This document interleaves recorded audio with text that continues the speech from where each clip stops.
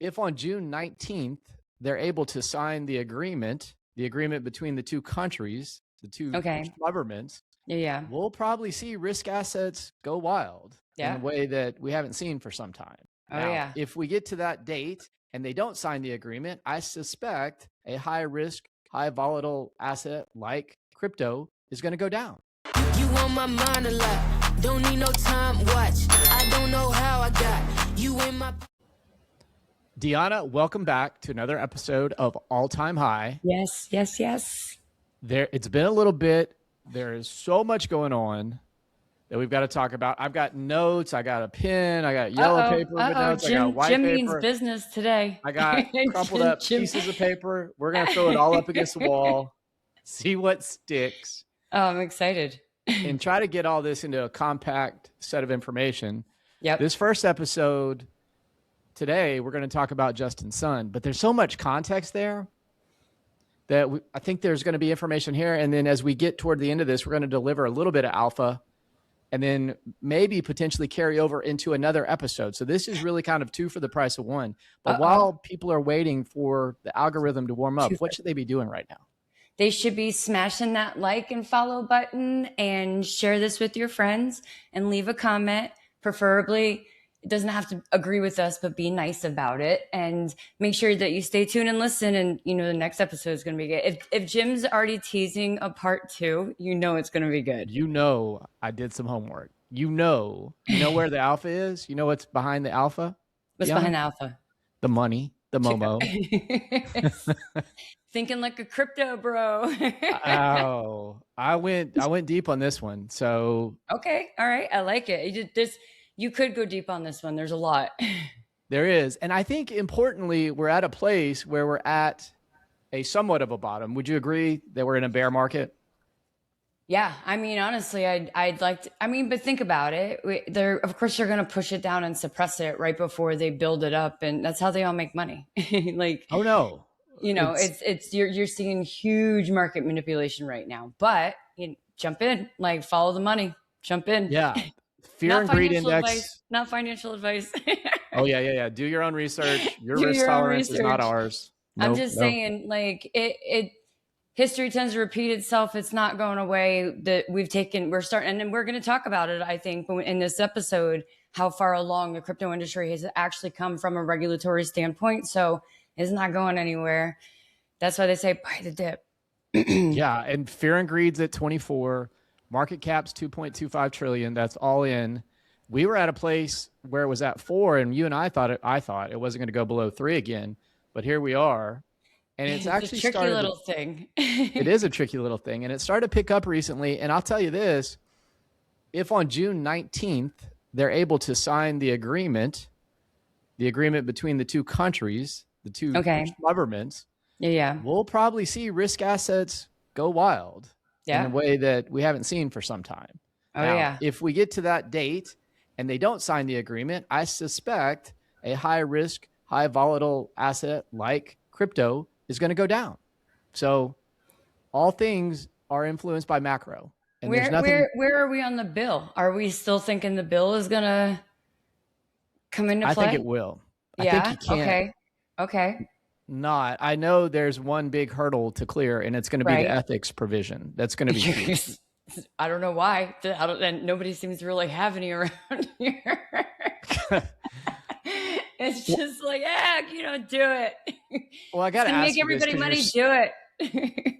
This wasn't in the show notes. We're going to get back on script in a second. But for right now, you saw the UFC fight that happened at the White House. What is your overall take on that? Because you are in that industry. You're in UFC. You know that space incredibly well. What's your sense of all that? Yeah, I think bigger picture is more like how much they actually, that entire 2-day festival was geared around the military and how much they paid tribute to the military and the things, it's like people, when you remember there's a core belief, you're more united, right? So it felt like it was more of an opportunity for people to come united. And how do you pick a sport better? Of course, MMA is near and dear to my heart, but you know, Dana White is one of the most successful entrepreneurs of all time, who took $1 million bet and rolled it into a $4.4 million sale 15 years later. Like, and to see him constantly giving back. And of course he's a businessman, and of course it's big politics, and of course people don't like it, but you can't, I feel like sometimes you got to look at people and their accomplishments, you know, and be like, wow, he took it from a sport where it was, nobody supported it because it was too wild and crazy, and he made it not only its own industry, but a household name, and then like symbolism of the American culture. And oh, by the way, MMA embraces all cultures. So it's not like it like geared towards one side or the other. It is an international global sport. So I thought it was beautiful. But that's my patriot, you know, you asked the soldier, that's my soapbox. I love America. I love the flag. I was happy to see it honored, and, you know, and it was great fights, and I love Justin Gaethje. So happy news all around. And I was actually really excited to not see that much backlash online. A few things here or there, of course, some inappropriateness, of course, but on both sides, but it was just nice to see people united for a change, you know, kind of missed it. Yeah. And my wish and my hopes, and this is going to get us back on track. I wish there wouldn't be so much time being spent on talking about people that aren't there. I mean, Yeah. it serves very little purpose in my mind. And if you know, you know, and if you don't know, go look it up. But you really don't need to be, as a fighter, trying to become. I just hate athletes. I don't hate. I dislike athletes trying to be over. I hate coaches, definitely coaches, being overly political. You don't have to pick sides. Like, people are there to be entertained in general terms. So let the entertainment value play itself out. Yeah. You taking a political stance at an entertainment venue, it doesn't seem like, but who knows? I'm not an entertainer. Well, today I am. Only for you are. You're Jim the funny guy. Jim the funny guy today. Actually, today I do want to say this though. How amazing and beautiful it was that when they did the walkout from the Oval Office, that the fighters were accompanied by a recipient of the Medal of Honor.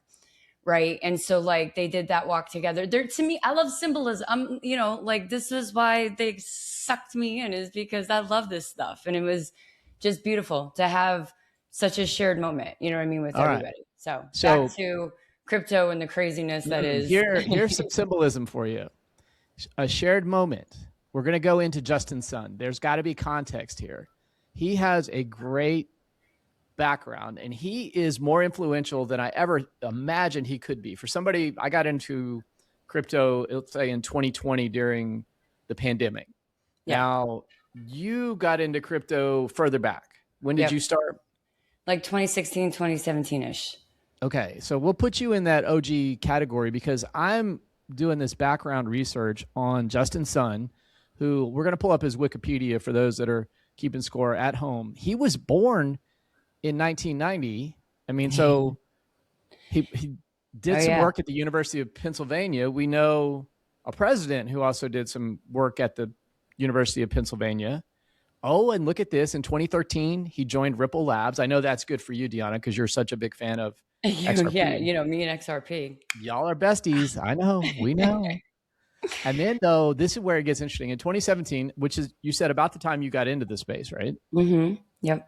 He started launching his own operating platform, launched multiple tokens, did an ICO, acquired BitTorrent, for 140 million. So we're going to get all into this. His mentor is Jack Ma, the guy that founded Alibaba.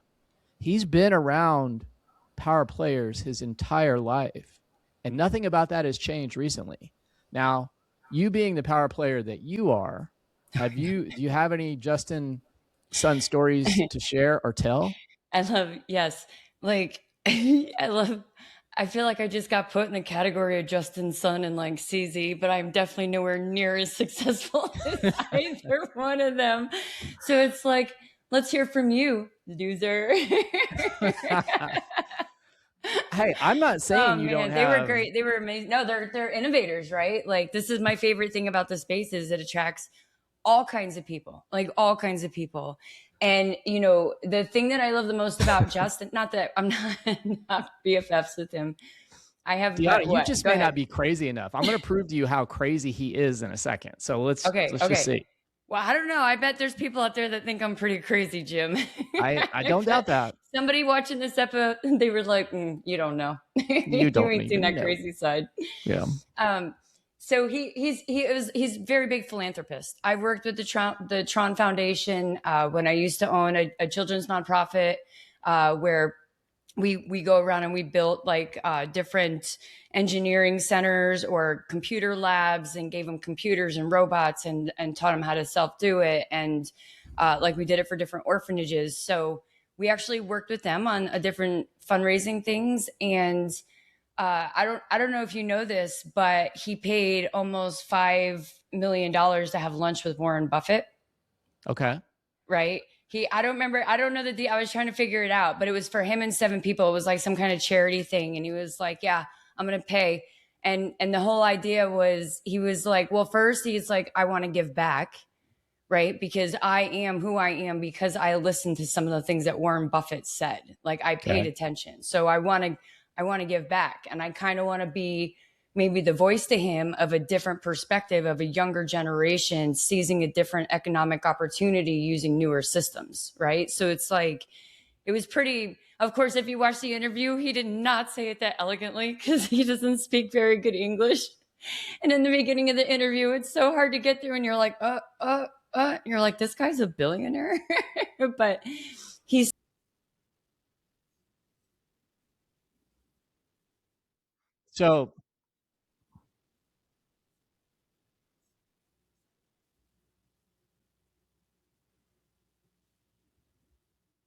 So there's definitely a relationship between food and the money that he's spending. So you said this episode may go down as Buffett and bananas because you said he spent $5 million to go to lunch with Warren Buffett. And I'm about to play video here that's going to show you that he spent $6.2 million buying a banana that was serving as a piece of artwork. And then ultimately he took the banana. Well, you watch the video and we'll take it from there. It's pretty wild. This is from Inside Edition. 1 minute long. That's bananas. The crypto entrepreneur who bought a banana duct taped to a wall for $6.2 million in what might be the wackiest art sale ever is eating the banana. Justin's son chowed down on the artwork, proclaiming it's much better than other bananas. It's really quite good. But get this, the most expensive banana in the world originally sold for just 35 cents at this fruit stand outside Sotheby's in Manhattan. But now the fruit vendor who sold it says he's feeling pretty rotten. Shah Alam is a 74-year-old immigrant from Bangladesh. He makes just $12 an hour for 12-hour shifts at the stand, rain or shine. To thank him for selling the prize banana, Justin's son says, I've decided to buy 100,000 bananas from his stand in New York's Upper East Side. That's $25,000 worth of bananas. Now that's really bananas.